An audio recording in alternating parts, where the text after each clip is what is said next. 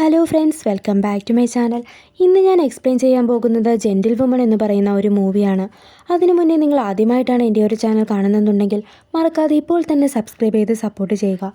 നിങ്ങൾക്ക് ഇഷ്ടപ്പെട്ടാൽ ലൈക്കും ഷെയറും ചെയ്യുക. അപ്പോൾ നമുക്ക് നേരെ എക്സ്പ്ലനേഷനിലേക്ക് പോകാം. മൂവിയുടെ തുടക്കത്തിൽ കാണിക്കുന്നത് കപ്പിൾസായ പൂർണിയെയും അരവിന്ദനെയുമാണ്. അരവിന്ദനാകട്ടെ ഒരു ഇൻഷുറൻസ് ഏജൻസിയിലാണ് വർക്ക് ചെയ്യുന്നത്. അവളാകട്ടെ അവന് ജോലിക്ക് പോകേണ്ടതുകൊണ്ട് ഫുഡെല്ലാം തന്നെ ഉണ്ടാക്കി കൊടുക്കുകയും അവനെ യാത്രയാക്കുകയും എല്ലാം തന്നെ ചെയ്യുന്നുണ്ട്. ഇതായിരുന്നു അവളുടെ ദിനചര്യ. അങ്ങനെ ഇരിക്കുമ്പോൾ നായികയുടെ ഫ്രണ്ടിൻ്റെ അനിയത്തി ഒരു ഇൻ്റർവ്യൂവിൻ്റെ ആവശ്യത്തിന് പൂർണിയുടെ വീട്ടിൽ നിൽക്കാനായി വരുന്നു. അരവിന്ദനാകട്ടെ വളരെ മോശമായിട്ടാണ് അവളെ നോക്കുന്നതുമൊക്കെ. അങ്ങനെ പൂർണ്ണയില്ലാത്ത തക്കം നോക്കി അവൻ വീട്ടിലേക്ക് വരികയും അവളോട് മോശമായി പെരുമാറാനും നോക്കുകയാണ്.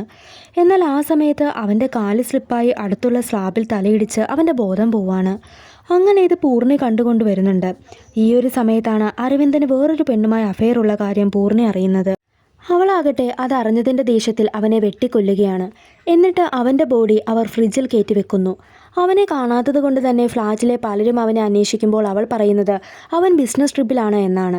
അവൻ്റെ കാമുകിയും അവനെ അന്വേഷിച്ച് വീട്ടിലേക്ക് വരുന്നുണ്ട്. എന്നാൽ അവളോടും പൂർണ്ണി പറയുന്നത് അവൻ ബിസിനസ് ട്രിപ്പിന് പോയിരിക്കുകയാണെന്നാണ്. എന്നാൽ അവൾക്കതിൽ സംശയം തോന്നുകയും അവൾ പോലീസിൽ പോയി കംപ്ലൈൻ്റ് ഒക്കെ തന്നെ കൊടുക്കുകയും ചെയ്യുന്നുണ്ട്. അങ്ങനെ പോലീസുകാർ അന്വേഷണത്തിനായി പൂർണ്ണിയുടെ വീട്ടിൽ വരുന്നു.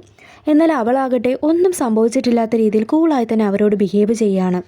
അങ്ങനെ പോലീസുകാരും ഒരു സംശയവുമില്ലാതെ തിരിച്ചു പോകുന്നു. അതിനുശേഷം പൂർണ്ണി അന്നയുടെ വീട്ടിൽ പോയി അവർ ഓപ്പണായി തന്നെ സംസാരിക്കുന്നുണ്ട്. അങ്ങനെ കുറച്ച് നാളിന് ശേഷമുള്ള കാര്യങ്ങളാണ് കാണിക്കുന്നത്. ആ പോലീസുകാരനാകട്ടെ വേറൊരു കേസിൻ്റെ ആവശ്യത്തിന് അവിടെ കൂടി പോകുമ്പോൾ പൂർണ്ണിയുടെ വീട്ടിലും കയറുകയാണ്. അരവിന്ദൻ്റെ കേസ് അവർ ഇപ്പോഴും അന്വേഷിക്കുന്നുണ്ട്. എന്നാൽ അന്നയും ഇപ്പോൾ പൂർണ്ണിയുടെ കൂടിയാണ് താമസം. അവളിപ്പോൾ ഗർഭിണിയാണ്. ഇതൊക്കെ കാണുന്ന ആ പോലീസുകാരനാകട്ടെ ഒരു സംശയത്തോടെ അവിടെ നിന്നും ഇറങ്ങുകയാണ്. അങ്ങനെ ഇറങ്ങുന്ന ആ പോലീസുകാരൻ അവിടെ ഒരു നായ ഒരു എല്ല് കടിച്ചു നിൽക്കുന്നതാണ് കാണുന്നത്. അത് ഒരു മനുഷ്യൻ്റെ അല്ലായിരുന്നു. സിനിമയുടെ അവസാനം ഒരു ഫ്ലാഷ് ബാക്ക് കാണിക്കുകയാണ്. പൂർണ്ണയും അന്നയും കൂടി അവൻ്റെ ബോഡി കുക്കറിലിട്ട് ബിരിയാണിയാക്കി അവിടെയുള്ള തെരുവ് നായകൾക്ക് കൊടുക്കുകയാണ്. അവിടെയാണ് ഈ ഒരു മൂവി അവസാനിക്കുന്നത്.